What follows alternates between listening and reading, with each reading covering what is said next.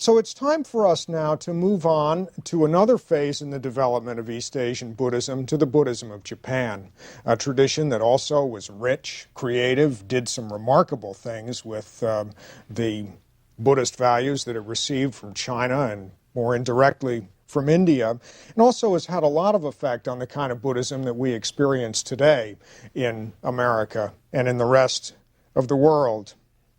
Now, Buddhism entered Japan as early as the year 535 from Korea, which is one of the closest places where the Japanese have been able to get access to traditional Chinese values. And it came at a time when the Japanese were suffering some of the same difficulties that the Chinese had experienced a few centuries earlier in the decline of the Han Dynasty. Both Korea and China in this period had recently been unified politically, and they had, before that time, gone through a period of considerable political disruption. While Japan itself was still in a state of feudal warfare, there were still clans that were battling each other. In fact, some of the great stories about Japanese military heroism actually come from that time before the 6th century, as people battled back and forth across the landscape in Japan. There was a sense, especially among people who looked across the sea to Korea and to China, that the Japanese needed a new strategy, really, and a new system of values to organize the affairs of the nation so that they could really keep up with what was going on in Korea and China. And to find an effective model for this, the Japanese looked to China, the source of many important cultural traditions in Japan. In China, they found Buddhism, of course. It had flourished in the Tang Dynasty, and we're now really at the end of the period of the Tang Dynasty. And they also saw in the Chinese imperial tradition a revived form of Confucianism. They used both these two traditions, Confucianism and also Buddhism, to help reorganize and refocus the energies of the Japanese state. And this meant that the process of adaptation in Japan took a very different turn than it took in China. When the first Buddhist monks we've talked about slipped down across the trade routes in Central Asia and entered northern China at the end of the 2nd century of the Common Era, they found that the old Confucian synthesis was really in disgrace. It had fallen apart, essentially. The emperor, who had functioned as the center of the Confucian ethical system, had lost control of the country, and he no longer commanded respect. When Buddhist monks from India looked for a vocabulary to express their Buddhist values in a Chinese way, they naturally formed an alliance with Taoism. Talked about this. This is something that transformed the character of Buddhist teaching in China in quite a distinctive way. Now, the idioms of these two traditions were actually quite different, of course. The Chinese flavor of Taoism was quite different from the abstractions of the Buddhist tradition in India. But it was not a major leap for a Taoist intellectual to think that Buddhism offered the same culture of withdrawal and detachment from the concerns of the world, even the same culture of non-being, because emptiness was a value that was important for Buddhists, and non-being an important way of expressing Taoist understandings of the Tao, so that a Taoist intellectual could easily move back and forth between the tradition of Taoism and the tradition of Buddhism. In Japan, the big issues, the big intellectual issues, were really different than they were in China. The Japanese wanted to know how Buddhism could strengthen the power of the emperor and unify the Japanese state. And they wanted to know how Buddhism could make peace, not with a group of Taoist intellectuals or Taoist contemplative sages. They wanted to know how Buddhism could somehow be harmonized with an indigenous religious tradition that in lots of ways was distinctively Japanese. And this indigenous tradition is what we know today as Shinto, or the way of the gods, in contrast to Buddhism, which is the way of the Buddha. Now, You can understand Shinto, I think, as the indigenous nature and spirit worship of Japan. That's a nice formula that you can use to begin to grasp what it is that Shinto is concerned with. It's a tradition that's often associated with sacred places in the Japanese landscape, especially a place like Mount Fuji, which is such an extraordinarily dominant feature in the Japanese landscape just south of Tokyo. It also is associated with powerful natural forces like the sun, the earth, the movement of the seasons, and the wind. But the list of possible deities in Shinto includes not just the forces of nature, but anything that has superior power, including the ancestors and the emperor. So you might say that the sacred in the Shinto tradition can be manifested in all sorts of different ways and felt in lots of different ways. The deities of Shinto are known in Japanese as kami, K-A-M-I, kami. This is a word that we know already in English in the term kamikaze, or divine wind. That was an important storm, or a large storm that played an important role in Japanese history when it once blew away the Mongol invasion fleet that was threatening Japan. And it was, of course, reappropriated and used during the Second World War to talk about a certain kind of suicide pilot who was enlisted to attempt to drive away the threat of an American invasion fleet that was threatening Japan. So the kamikaze is the divine wind, or the wind of the kami. Now, to understand the way a sophisticated practitioner of Shinto would understand the kami, I'd like to read a short passage from the work of a man named Moturi Norinaga, who was a well-known 18th century interpreter of Shinto. In some respects, quite a modern figure, contemporary, probably, of Thomas Jefferson. "I do not yet understand the meaning of the term kami," he said. "Speaking in general, however, it may be said that kami signifies, in the first place, the deities of heaven and earth that appear in the ancient records, and also the spirits of the shrines where they are worshipped. It's hardly necessary to say that it also includes human beings. It includes such objects as birds, beasts, trees, plants, oceans, mountains, and so forth. In ancient usage, anything whatsoever which was outside the ordinary, which possessed superior power, or which was awe-inspiring, was called kami. Eminence here does not refer merely to the superiority of nobility, goodness, or meritorious deeds. In other words, the kamis aren't always nice to you. They're not always friendly forces. Evil and mysterious things, if they are extraordinary and dreadful, are called kami. It's needless to say that among human beings who are called kami, the generations of sacred emperors are all included. Got a glimpse, actually, of the two sides of the nature of the kami when I was in Japan just this summer. I visited the Tokyo National Museum just to see what was up, and also, since Tokyo is extraordinarily hot in the month of July, to find a nice, cool stone building where I could just hang out for a couple of hours and catch my breath. There was a very beautiful display of art that was connected to a figure named Tenjin, who was a scholar. The story of Tenjin was that he was a scholar at a particular period in Japanese history, and he ran afoul of the authorities in the court, and he was driven out of the capital, persecuted, and eventually took his own life. So he was, in some ways, I suppose, the embodiment of restraint and scholarly virtues which I would, on a good day, attempt to embody myself, I suppose. Anyway, after his death, people began to experience hauntings and natural disasters, terrifying events that they began to associate with him. And they established a cult of his presence and began to worship him, and also developed quite a remarkable tradition of artistic representation of him, both as a scholar and also as a terrifying figure who rode on the thunderstorms and caused all sorts of of destructive events in Japanese life. And even in his scholarly form, there's a little look in his eye that just seems slightly wild, that looks like it's about to burst forth into some kind of angry manifestation of his power.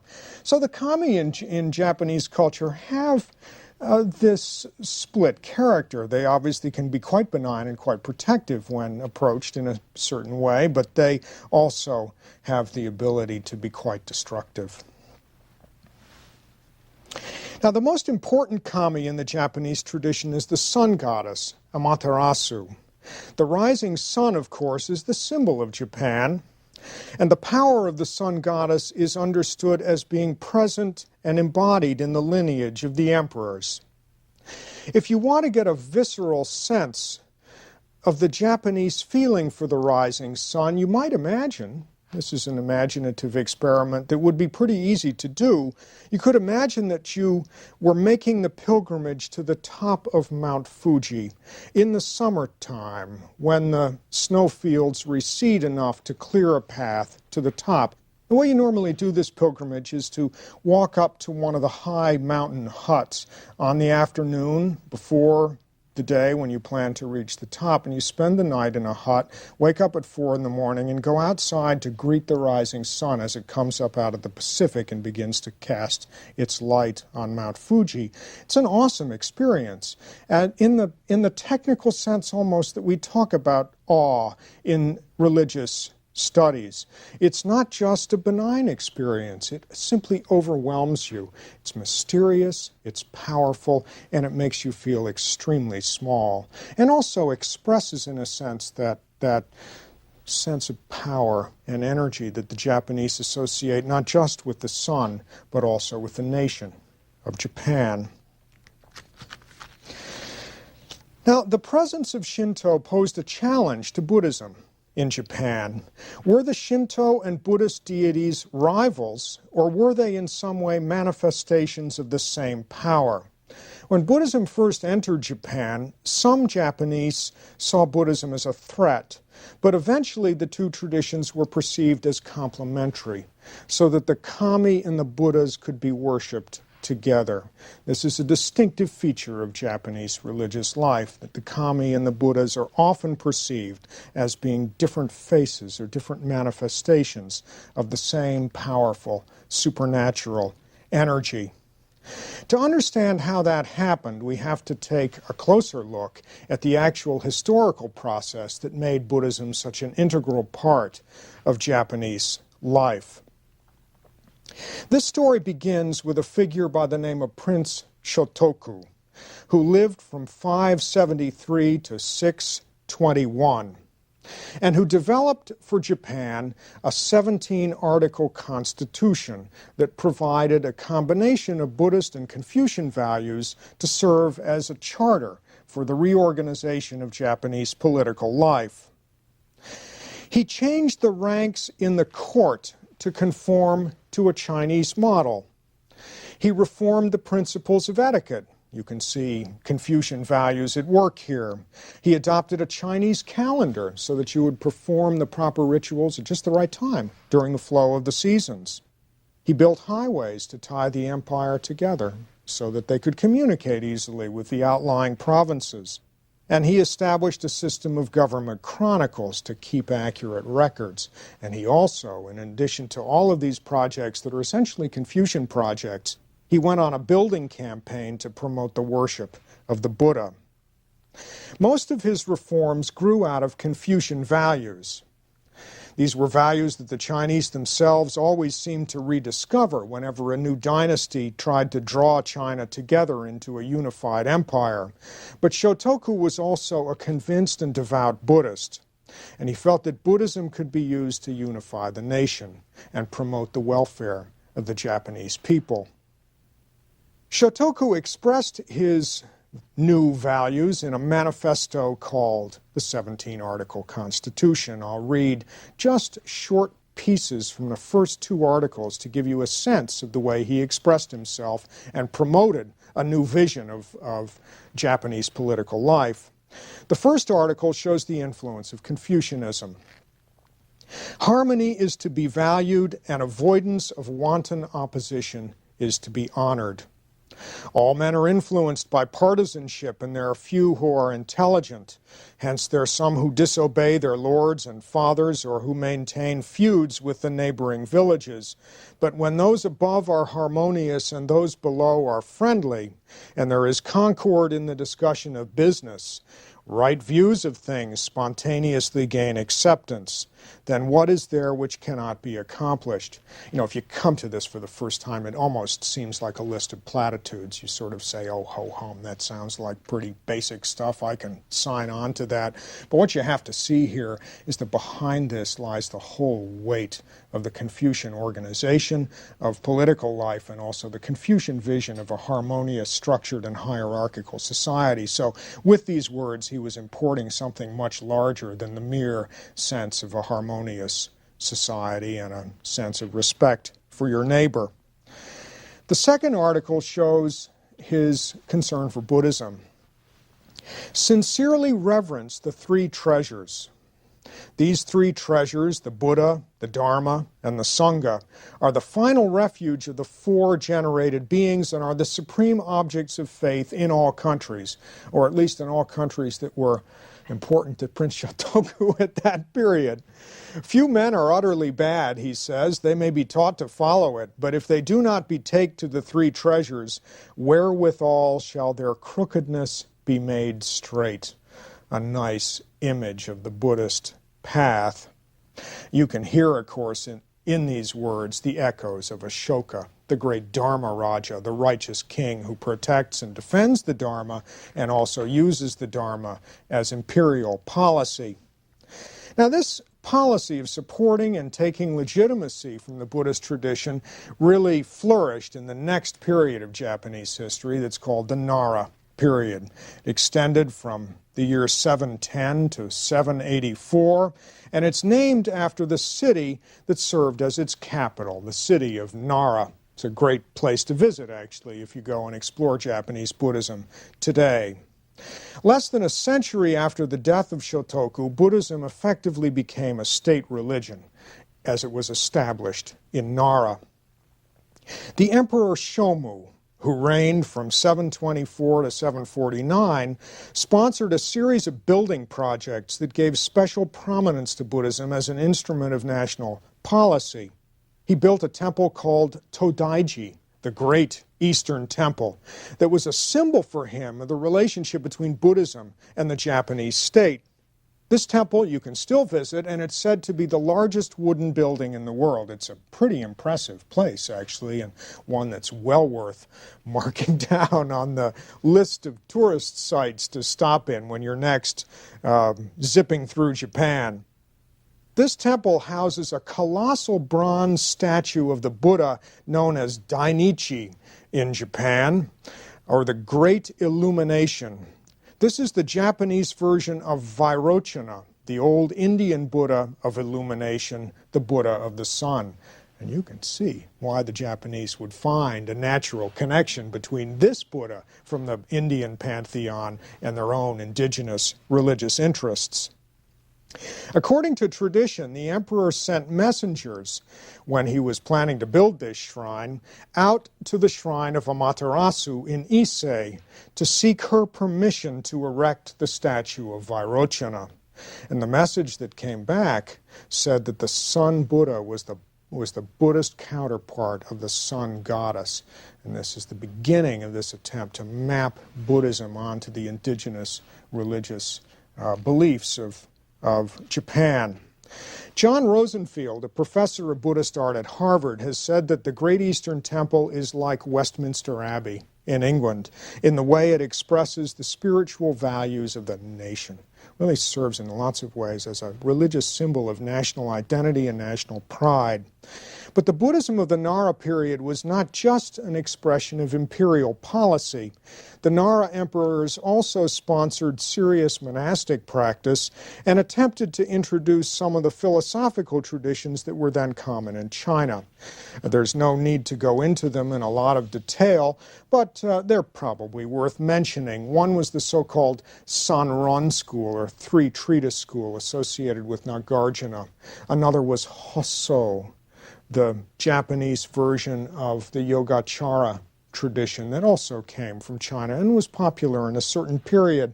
And then a Japanese version of the Huayan, or flower garland school, that's known as Qigong. In this tradition, there is an image of Vairochana Buddha as subsuming the entire universe. It's that image that was represented in the Vairochana Buddha of the Great Shrine in Nara.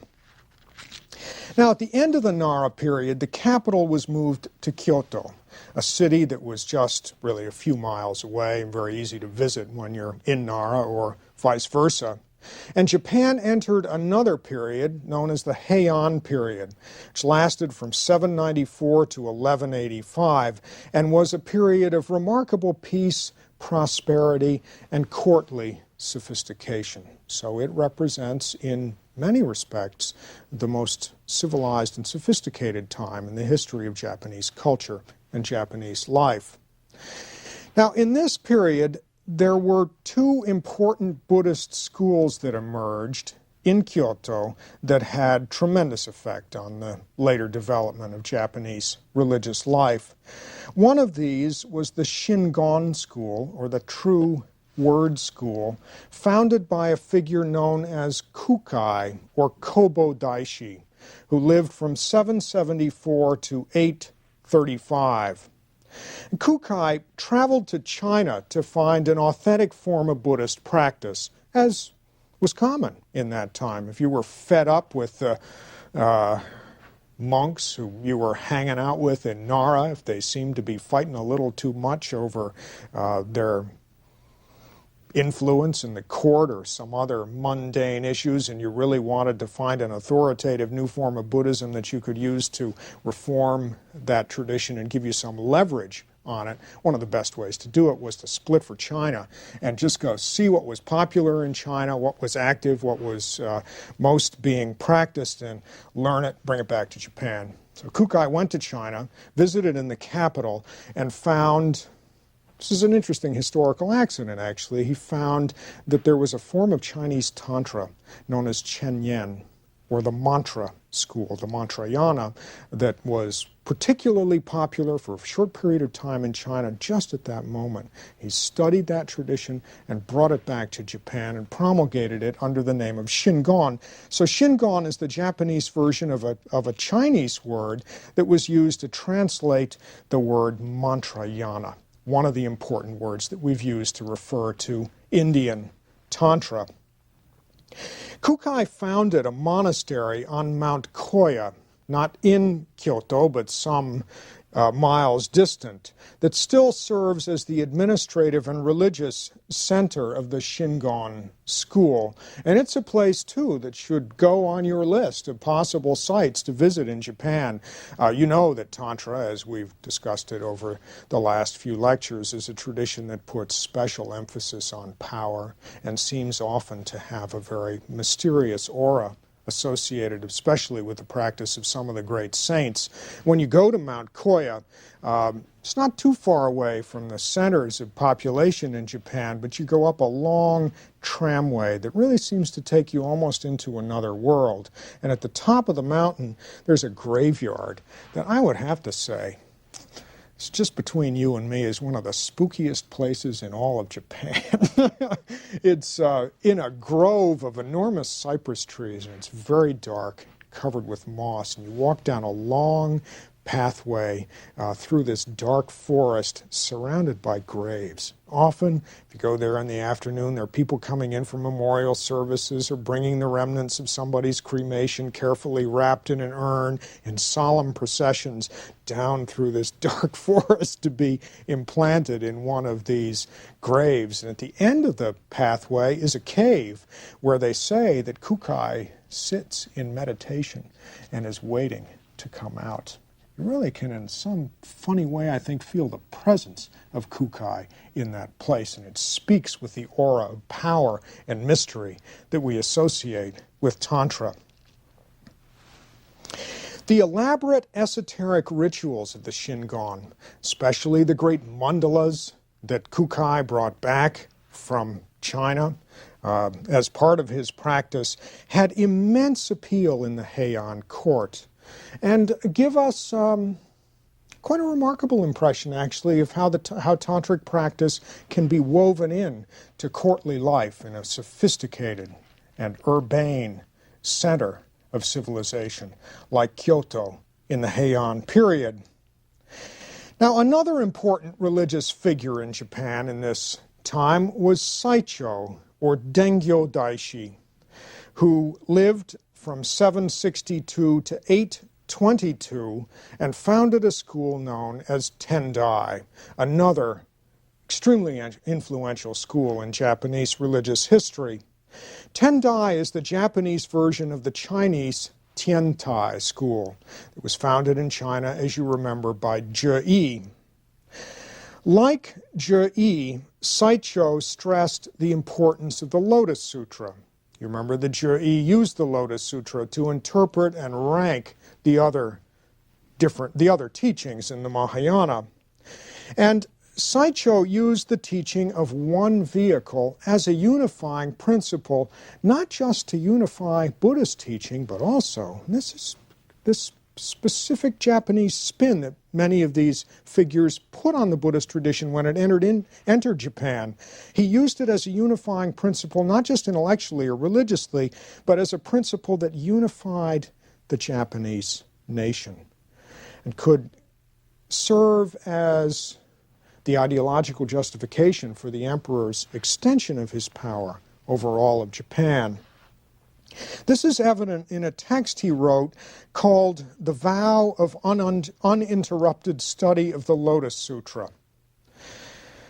The disciple of the Buddha, he says, and the student of the one vehicle, this day respectfully affirms before the three treasures that the saintly emperor, on behalf of Japan and as a manifestation of his unconditional compassion, established the Lotus sect and had the Lotus Sutra, its commentary, and the essays on concentration and insight that had been written by Zhe Yi, copied and bound, together with hundreds of other volumes, and installed them in 7 great temples.